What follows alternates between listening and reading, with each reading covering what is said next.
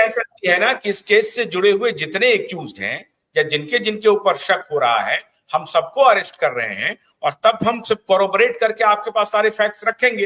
इसमें तो उसमें भी 1.5 साल लग जा रहा है आपको, उसमें भी आपको 1.5 साल लग जा रहा है। पहली बार जब ईडी के समन को डिफाई किया केजरीवाल ने, तभी अरेस्ट कर लेते आप। दिया जा रहा है, समन को फॉलो नहीं कर रहे हैं तो 1.5 साल तो पहली बार में चीफ मिनिस्टर को सम्मन दिया जा रहा है, वो सम्मन को डिसोबे कर रहे हैं बार बार। ऐसा आशुतोष जी ऐसा कोई रूल है क्या कि 9 बार सम्मन देने के बाद अरेस्ट किया जाए? ऐसा कोई रूल है क्या? पहले सम्मन के बाद क्यों नहीं अरेस्ट किया गया जी? हाँ बोलिए। ईडी को ऐसा कोई रूल है कि 9 बार सम्मन देने के बाद अरेस्ट किया जाएगा? बताइए मुझे। जी हाँ, नियम है। क्या? अगर पहले समन में वो नहीं प्रस्तुत हुए तो ईडी को कोर्ट जाने की आवश्यकता नहीं थी। वो दूसरे ही समन के दौरान उन्हें अरेस्ट करके कर लेते। क्या दिक्कत हो गई उनको? ईडी को क्या 9 बार क्यों वेट करना पड़ा ईडी को? वो क्योंकि वो मुख्यमंत्री रहे, ईडी उनके साथ बहुत शालीनता से पेश आई है। ये तो बड़ी गजब बात है। आप एक तरफ कह रहे हैं कि मुख्यमंत्री या कोई वो क्रिमिनल है इसलिए अरेस्टेड, 9 सम्मान दिया है उन्होंने। ये 9 तोपों की सलामी दी जा रही है क्या उनको? ये तो कमाल की बात है। अरे भाई आपने क्रिमिनल चार्जेस लगाए हैं, उसके ऊपर अरेस्ट कीजिए, खत्म कीजिए बात को, एविडेंस दीजिए, 3 महीने के अंदर केस खत्म कीजिए। 1.5 साल से आप टाले जा रहे हैं केस को, कुछ हो नहीं रहा है उसमें। ये क्या मोटिव है इसके तहत? क्या ईडी भी चाह रही थी इसको कि इलेक्शन के टाइम में ले जाया जाए? जी ईडी बताइए 9 बार क्यों वेट कर, 9 बार तक क्यों वेट कर रहे हैं भाई आप? सवाल किएगा ना कि भाई जब पहले समन में ही आप अरेस्ट कर सकते थे तो क्यों नहीं अरेस्ट किया? इस केस में आपने के कविता को 3-4 समन में ही अरेस्ट कर लिया। वो मुख्यमंत्री नहीं है ना, 9 समन इनको देना पड़ा। ये कोई रूल है कि मुख्यमंत्री को नहीं अरेस्ट कर सकते हैं क्या 9 समन के पहले? कर सकते हैं, ऐसा फिर कीजिए, नहीं कि अरेस्ट नहीं कर सकते हैं। तो कीजिए, जाइए, खत्म कीजिए बात को, ताकत है आपके पास।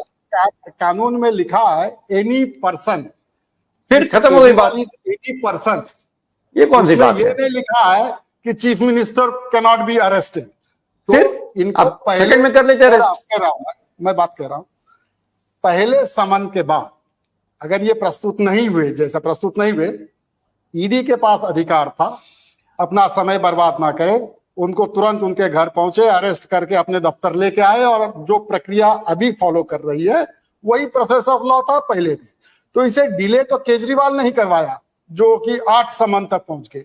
जब 10वां समन में वो अरेस्ट हो गए थे CM, ex CM mister Soren, ये उनके लिए उदाहरण था कि एक चीफ मिनिस्टर के लिए 10 समन तक इंतजार किया था क्योंकि वो चीफ मिनिस्टर थे।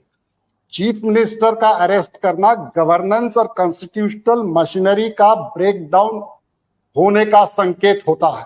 चीफ मिनिस्टर अरेस्ट हो गए, there is a constitutional breakdown in that state and then the government of India, the president, they must impose article 356।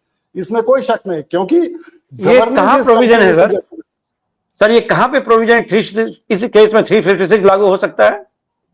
इसमें if the constitutional whenever there is a constitutional who is saying this is constitutional breakdown? If chief minister is arrested, there is a constitutional breakdown. Who says that? Obviously, because he is not resigning. He is not resigning. He is not resigning from. See, but that is not constitutional. Sorry. What is constitutional? Okay, let me know this provision. I don't know. Therefore, I want to ask. यदि वो resign नहीं करता है तो क्या constitutional crisis में 356 लागू हो सकता है? अभी मैं थोड़ा बोलूं,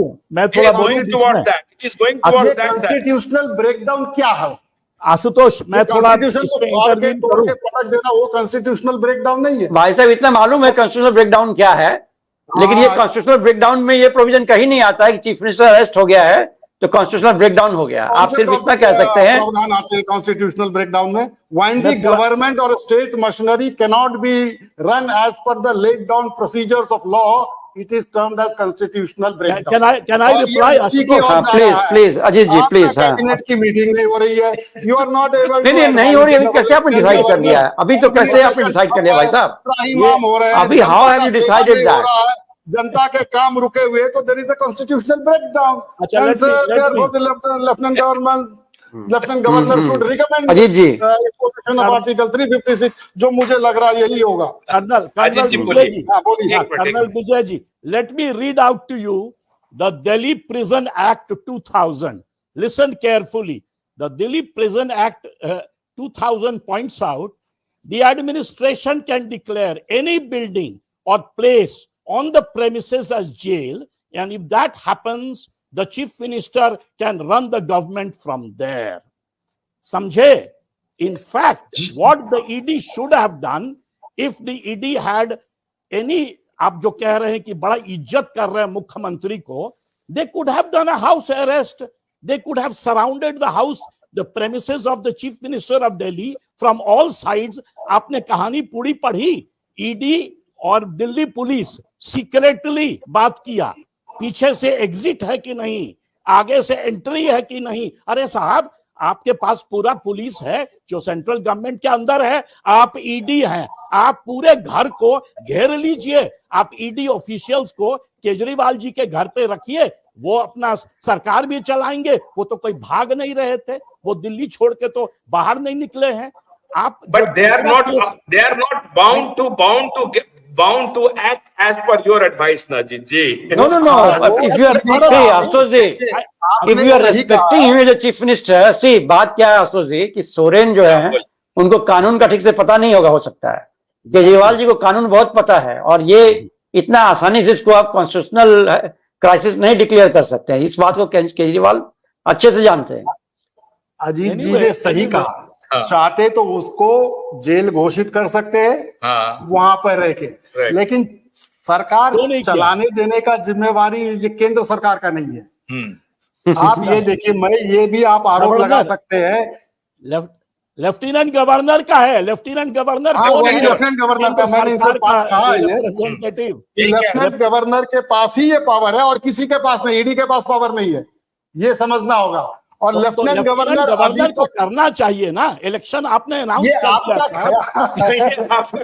अरे यदि सिंपल लीगल एथिकल क्वेश्चन है तो लेफ्टिनेंट गवर्नर करना चाहिए। बिल्कुल, वो ईडी के प्रोसेस में दखल क्यों दे लेफ्टिनेंट गवर्नर, कानून की प्रक्रिया में दखल क्यों दे? बार ये साम दाम दंड भेद, ईडी अरेस्ट करने या समन देने के लिए नहीं, इसमें कोई तथ्य नहीं है ना, ये तो शुद्ध रूप से पॉलिटिकल है, इसका आंसर भी पॉलिटिकल ही होगा, इसका आंसर लीगल नहीं है दरअसल में। ये देखिए, ये लड़ाई सड़क पे ही करनी पड़ेगी इन लोगों को, विपक्षियों को ये लड़ाई सड़क पे करनी पड़ेगी। लोग जैसे आप चर्चा में उभर कर आ रहा है कि बीजेपी पॉलिटिक्स कर रही है, अरे वो पॉलिटिकल पार्टी है, उसका काम ही है पॉलिटिक्स करना। ये पॉलिटिकल पार्टी है, पॉलिटिक्स नहीं करती है आम आदमी पार्टी। लेकिन बिल्कुल सही बात है, बिल्कुल सही बात, आपने बहुत सही कहा, इसीलिए मैं कह रहा हूं ये this is an act of politics and the response has to be political. और केजरीवाल का रिस्पॉन्स बिल्कुल पॉलिटिकल है, ये जो बिल्कुल सही response will be given by politicians. Bholanath के 2-in-1 बैटरी ऑपरेटेड हार्वेस्टर कम ब्रश कटर के साथ ट्रॉली अतिरिक्त लागत पर उपलब्ध है।